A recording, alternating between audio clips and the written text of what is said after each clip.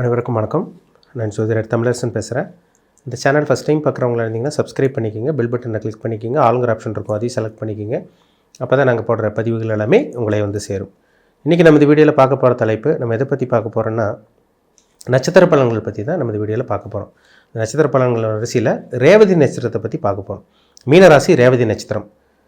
பொதுவாகவே மீனராசிக்காரங்க பாருங்கள், இவங்க வந்து நல்ல குணம் அவங்ககிட்ட இருக்கும். நல்ல குணம் படைத்தவங்களாக இருப்பாங்க, பொறுமைசாலியாக இருப்பாங்க, ஆன்மீகவாதியாக இருப்பாங்க, இறக்க குணம் அவங்ககிட்ட அதிகமாக இருக்கும், மனசாட்சிப்படி நடப்பாங்க, நிறைய இடத்துல ஏமாந்து போவாங்க, ஏமாளிகள்னு சொல்லலாம் மீனராசிக்காரங்க. இப்போ தனுசு ராசிக்காரங்க எப்படி ஏமாளின்னு சொல்கிறோமோ அதே மாதிரி தான் மீனராசிக்காரங்களுக்கு பொருந்தும். ஏன்னா குருவோட வீடு, குருங்கிறது ஒரு ஏமாளி கிரகம், ஒரு நல்ல கிரகம்.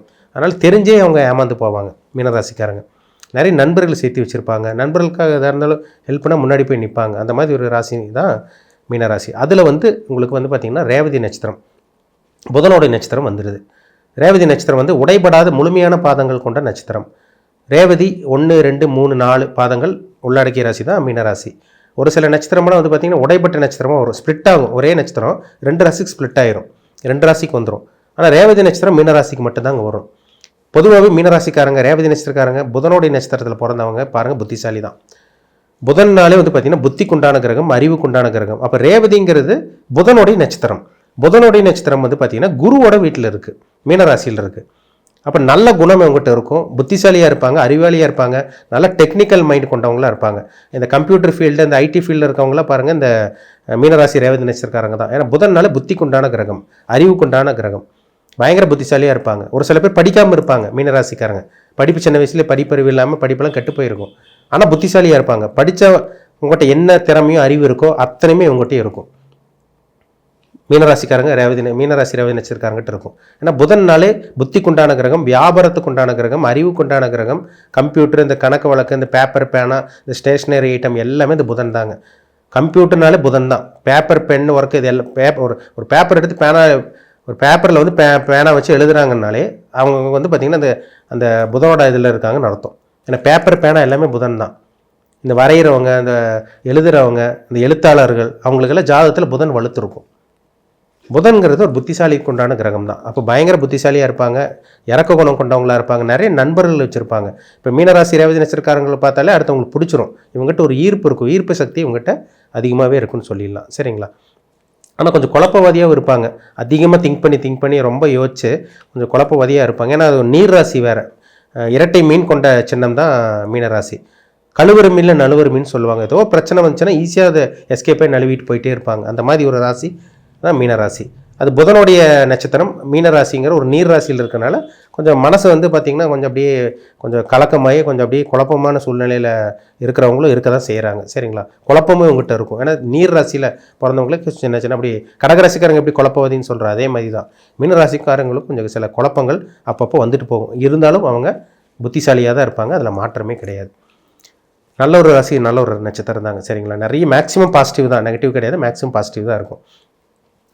இப்போ இந்த மீனராசிக்காரங்க ரேவதி நட்சத்திரக்காரங்களுக்கு பிறக்கும் போதே புதன் தசை தான். புதன் வந்து முழுமையான பாதங்கள் இருக்கும். ஆரம்ப பகுதியில் பிறந்தீங்க, 1ஆம் பாதத்தில் பிறந்தீங்கன்னா உங்களுக்கு 17 வருஷம் புதன் தசை நடந்துருங்க. இதே 3ஆம் பாதத்தில் பிறந்தீங்கன்னா வந்து பார்த்திங்கன்னா உங்களுக்கு ஒரு 8-8.5 வருஷம் தான் பக்கமாக தான் உங்களுக்கு வரும். சரிங்களா? ஆனால் ஆரம்ப பகுதியில் 1ஆம் பாதத்தில் பிறந்தவங்களுக்கு 17 வருஷம் புதன் தசை நடக்கும். அந்த புதன் வந்து ஜாதகத்தில் நல்லா இருந்தவங்களுக்கு சின்ன வயசில் நல்ல ஒரு லைஃப், நல்ல ஒரு வாழ்க்கையை அமைஞ்சிடும். புதன் கெட்டு போனவங்களுக்கு பெருசாக லைஃப் நல்லா இருக்கிறது இல்லை. இப்போ புதன் பாருங்கள், சனியோடையோ ராகுவோடையோ செவ்வாயோட சேர்ந்து 8ஆம் இடமோ 6ஆம் இடமோ 12ஆம் இடமோ சம்மந்தப்பட்டு இல்லை எந்த இடத்துல இருந்தாலும் புதன் செவ்வாயோடையோ ராகுவோட சேரவே கூடாது. புதன் தசை கெட்டு போச்சுன்னு அர்த்தம்.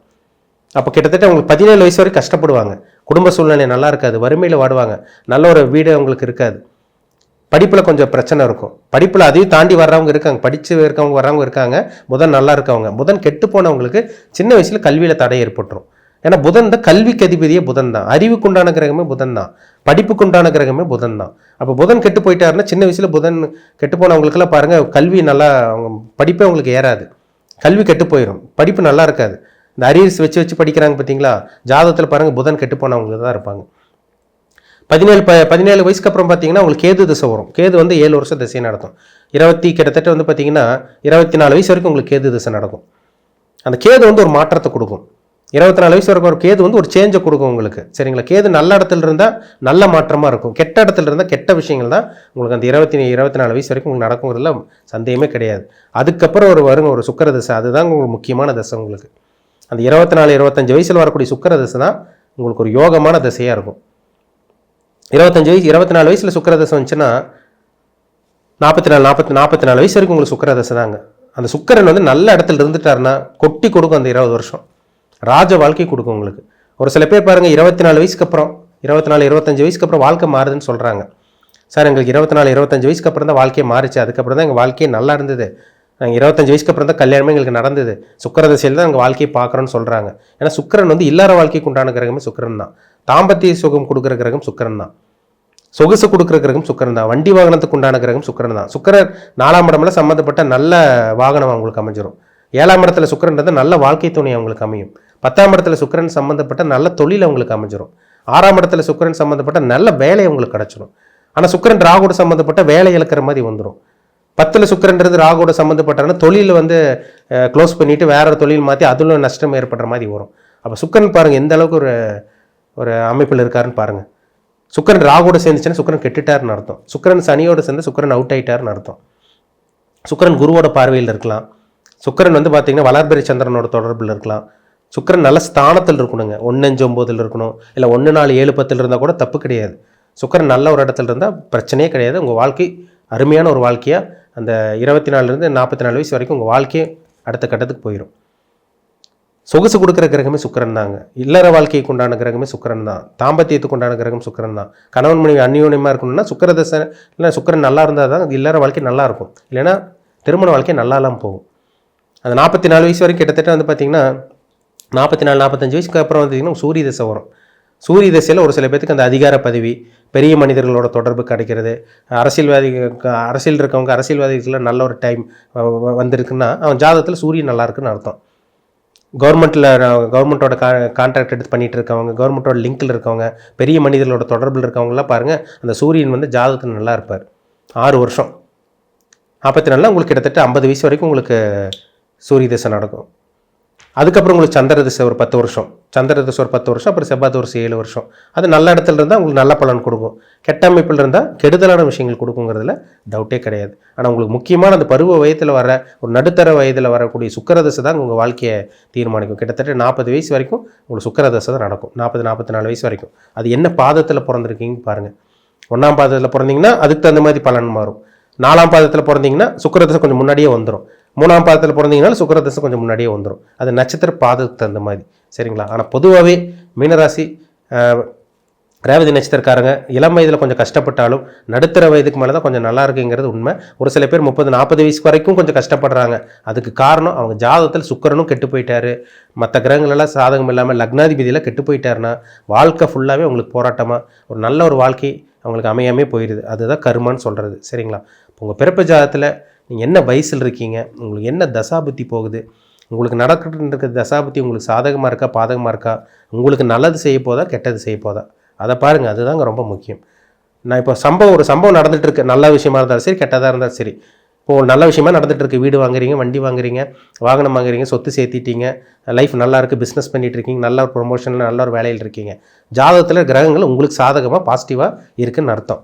இல்லை வேலை போயிடுச்சுங்க சார், நஷ்டமாயிருச்சு, தொழில் நஷ்டமாயிருச்சு, வீடு வாங்கினோம்லாம் இழந்துட்டோம், நகையெல்லாம் அடமானம் வச்சுட்டோம், பேங்க்கில் இருக்குது, கணவன் மனைவிகள் அடிக்கடி கருத்து வேறுபாடு வருது, கையில் பணமே கிடையாது, கடன் உச்சக்கட்டமாக இருக்குதுன்னு சொல்கிறீங்கன்னா உங்களுக்கு 6-8 தசாபுத்தி நடந்துகிட்ருக்கும்.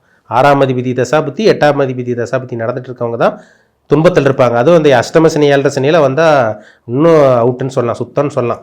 இன்னும் பிரச்சனை அதிகமாக இருக்கும் உங்களுக்கு. சரிங்களா? 6ஆம் அதிபதி 8ஆம் அதிபதி தசாபுத்தி நடந்து பாவகிரகம் சம்மந்தப்பட்ட தசாபுத்தி நடந்து அஷ்டம சனி 7.5 சனி நடந்துட்டு இருக்கவங்க தான் இங்கே கொடுமையான நரக வேதனை அனுபவிச்சுட்டு இருப்பாங்க. அவங்களுக்கு தான் ரொம்ப ரொம்ப கவனமாக இருக்கணும். சரிங்களா? பிறப்பு ஜாதகத்தை பாருங்கள், உங்கள் வயசு என்னன்னு பாருங்கள், என்ன டைம் போயிட்டுருக்கு, நேரம் நல்லா இருக்குது, கெட்ட நேரம் போயிட்டுருக்கா, உங்களுக்கு பாசிட்டிவாக நெகட்டிவாக, சாதகமாக பாதகமாக, என்ன பண்ணணும் என்ன பண்ணக்கூடாது, இது எல்லாமே உங்கள் தனிப்பட்ட ஜாதகத்தை பார்த்து தெளிவாக தெரிஞ்சுக்கிறது உங்களுக்கு ரொம்ப நல்லது. மீண்டும் அடுத்த பதிவில் சந்திக்கும் வரை உங்களிடமிருந்து விடைபெறுவது உங்கள் சகோதரர் தமிழரசன். இந்த சேனல் பிடிச்சிருந்தா உங்கள் நண்பருக்கு உறவினருக்கு ஷேர் பண்ணுங்கள், லைக் பண்ணுங்கள், சப்ஸ்கிரைப் பண்ணுங்கள், பெல் பட்டனை கிளிக் பண்ணிக்கோங்க, ஆளுங்கிற ஆப்ஷன் இருக்கும் செலக்ட் பண்ணிக்கோங்க. அப்போ தான் நாங்கள் போடுற வீடியோஸ் எல்லாமே உங்களுக்கு நோட்டிஃபிகேஷன் வரும். நன்றி, வணக்கம்.